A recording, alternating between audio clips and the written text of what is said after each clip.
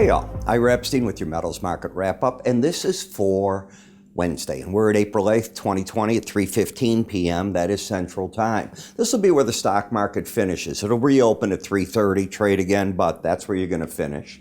You can see that the metals all gave something up today. The dollar a bit higher, foreign currencies down a fraction, bonds and notes down, and up on the energy sector. Now, the event of the day was the FOMC minutes. I think that was the most important event. Secondary was, to me at least, Bernie Sanders has pulled out of the race, so we now know the contenders are President Trump and ex-Vice President Joe Biden. So at least there's some certainty as to what we've got there.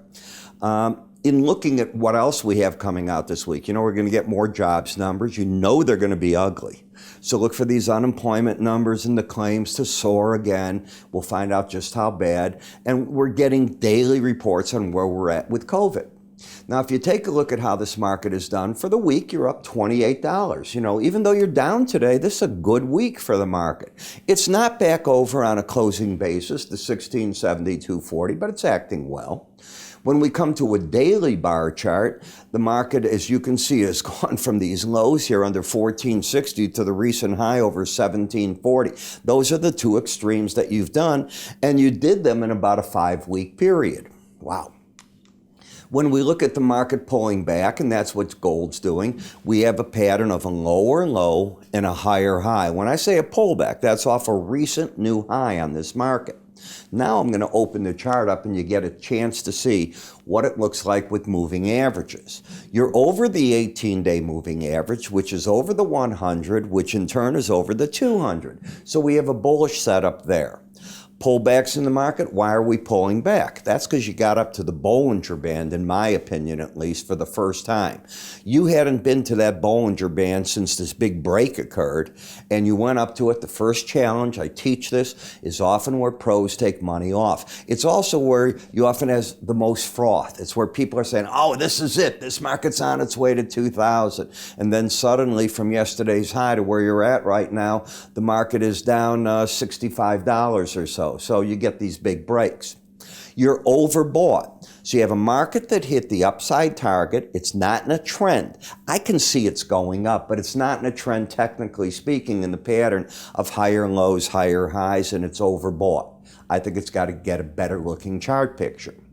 The gold-silver ratio favors that metals are not trying to fall apart anymore. As long as silver is starting to get the benefit of bias positive versus gold, that gives you an idea that industrial metals might be coming alive. When we take a look at the silver, we're seeing that the silver market's also looking at higher highs, higher lows. That's friendly. Now, one of the things in the Fed minutes is the Fed was not talking inflation numbers at all. They were talking deflationary numbers. Tonight, I might include their whole text if people want to read that, if you get my written updates, and you have to be a subscriber or on a free trial to get them, but they're rather complete.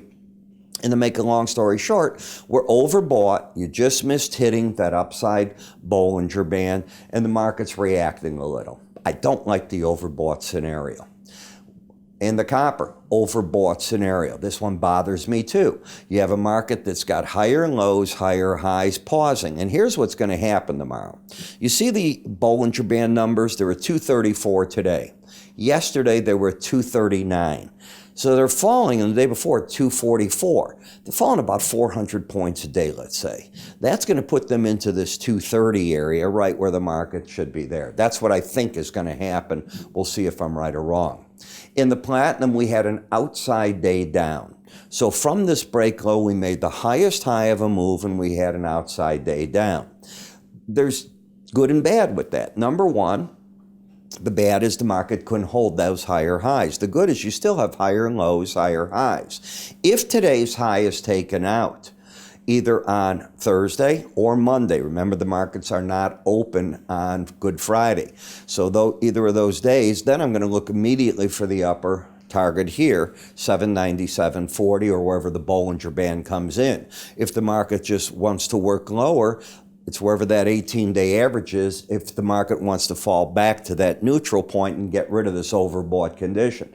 You're not trying to embed, you're just overbought. In the palladium, the 100-day average has become the important number. Just sort of hanging here, not doing much with that. And in the dollar index, it's a market running on this number here with an upside bias, but fighting a momentum index that doesn't want to join in. So I'd be a little cautious here, not acting all that terrific one way or the other. Remember, we put out a lot of market information. We cover the whole spectrum of everything that you can imagine. Graphs, charts. You should get on our chart of the day because you'll get these metal charts that show where the price counts are and how the market is performing, and we cover the whole spectrum of them, and we do one chart each day of the week. Business day. How do you find this information? Go to our websites. You'll see the free offerings. That's where you want to sign up. We'll get you done the rest of the way. You can always call my staff. They'll get you set up that way as well. I'm Ira Epstein. You have a great trading day, and I will see you all tomorrow.